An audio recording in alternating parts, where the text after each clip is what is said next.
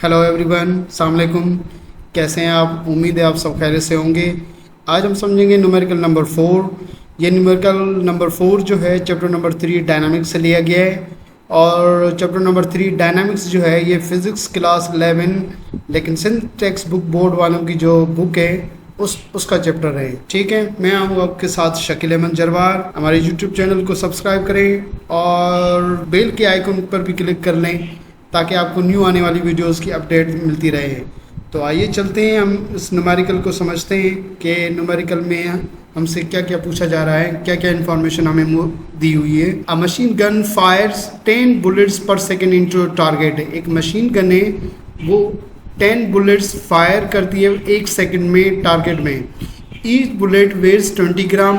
हर bullet का mass जो है 20 ग्राम है। And had a speed of 1500 metre per second. और स्पीड जो थी बुलेट की वो 1500 मीटर पर सेकेंड है। Find the necessary force to hold the gun in position. Gun को उस एक पोजिशन में होल्ड करके रखने के लिए, होल्ड करने के लिए जो फोर्स चाहिए वो फोर्स हमें क्या करनी है, फाइंड आउट करनी है। ओके, तो सबसे पहले हम इसकी डेटा को समझेंगे कि डेटा में हमें क्या क्या दिया हुआ है। अब मशीन गन फायर 10 बुलेट्स, तो नंबर ऑफ बुलेट्स कितनी है? 10 बुलेट्स। हम कहते हैं कि ये n है नंबर ऑफ बुलेट्स। 10 बुलेट पर सेकंड में, तो टाइम कितना दिया हुआ है? 1 सेकंड हमें दिया हुआ है। ओके, हर बुलेट का वेट कितना दिया हुआ है? वो आपके पास वेट जो दिया हुआ है ये आपके पास मास है 20 ग्राम। ओके, और जो स्पीड है वो है 1500 मीटर पर सेकंड। अच्छा, एक चीज़ ध्यान में रखें, जब बुलेट मशीन गन के अंदर रखी हुई है तो वहाँ पे उसकी इनिशियल स्पीड 0 है, लेकिन फायर होने के बाद ये जो है हम कहेंगे कि ये इसकी क्या है, फाइनल स्पीड है। Find the necessary force to hold the gun in position. Gun को उस एक पोजीशन में होल्ड करके रखने के लिए जो नेसेसरी फोर्स चाहिए वो हमें फाइंड आउट करनी है। ठीक है, तो हम डेटा यू बनाएं कि नंबर ऑफ बुलेट्स कितनी है 10 और हर बुलेट का मास कितना है 0.02 kg। अच्छा, ये कैसे आया? क्योंकि हर बुलेट का जो मास है वो 20 ग्राम है, तो ग्राम को किलोग्राम में कन्वर्ट करने के लिए 1000 से हम उसको डिवाइड करेंगे। जब 1000 से हमने डिवाइड किया तो हमारे पास मास जो है वो 0.02 kg मिला। टोटल मास कितना होगा? क्योंकि ये 10 बुलेट्स हैं तो 10 बुलेट्स का टोटल मास कितना होगा? 10 को हर बुलेट के मास से मल्टीप्लाई करेंगे तो हमें आंसर मिलेगा 0.2 kg। ये टोटल मास है। जब गन के अंदर बुलेट रखी हुई है तो बुलेट्स की जो स्पीड, इनिशियल स्पीड वो 0 होगी, और जब फायर होगा तो कितनी स्पीड के साथ फायर होगा? 1500 मीटर पर सेकेंड की स्पीड से बुलेट जो है वो क्या होंगी, फायर होंगी। और टाइम कितना है? 1 सेकेंड। और हमें फाइंड आउट करनी है फोर्स, तो फोर्स को कैपिटल F रख के हमने क्वेश्चन मार्क उसके सामने रख दिया। ओके, जब फार्मूला जो है हम डिस्कस करेंगे कि फोर्स कैसे फाइंड आउट करें।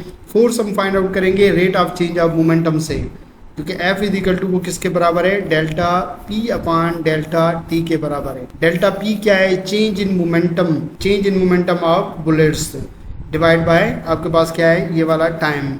तो F is equal to delta P upon delta T। Delta P change in momentum में कैसे फाइंड आउट करेंगे? फाइनल मोमेंटम में से इनिशियल मोमेंटम को क्या करेंगे, माइनस करेंगे। ये फाइनल मोमेंटम है MVF और ये इनिशियल मोमेंटम है, तो इनिशियल को फाइनल में से हम क्या कर रहे हैं, माइनस कर रहे हैं। ठीक है, अब इसमें से m कॉमन ले लेते हैं, हमने बाहर ले लिया, बाकी ब्रैकेट के अंदर VF माइनस VI रखा। अब m जो है वो कितना है? टोटल मास है 0.02 kg। बाकी VF जो है हमारे पास क्या है, 1500, और जो VI है वो VI आपके पास क्या है, 0 है। अब ये सारी की सारी वैल्यू इस फार्मूले के अंदर हम पुट करके इस फोर्स को हम फाइंड आउट करेंगे। Okay, F is equal to 0.2, इस मास की जगह पे 0.2 रखा, VF की जगह पे 1500 और VI की जगह पर हमने क्या रखा, 0 रखा। 0.2 को 1500 के साथ मल्टीप्लाई करेंगे तो आंसर 300 आएगा। फिर 0.2 को इस 0 के साथ मल्टीप्लाई करेंगे तो आंसर 0 आएगा। तो फोर्स किसके बराबर होगी? 300 माइनस 0। तो 300 में से 0 माइनस होगा तो बाकी क्या बचेगा आपके पास, 300। तो कितनी फोर्स हमें मिली? फोर्स हमें मिली 300 न्यूटन। अब ये वो फोर्स है जो कि हमें लाजमन चाहिए मशीन गन को उस पोजीशन में होल्ड करके रखने के लिए जिस मशीन गन में से 10 बुलेट्स जो हैं फायर होंगी 1 सेकंड के अंदर। हमारा आंसर जब हम इसको वेरीफाई करेंगे इस बुक के आंसर से तो एग्जैक्टली बुक का आंसर भी वही सेम है जो हमारा आंसर आया है।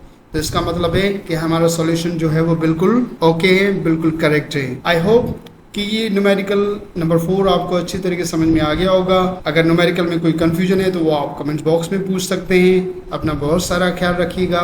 Thank you very much. अल्लाह हाफिज़।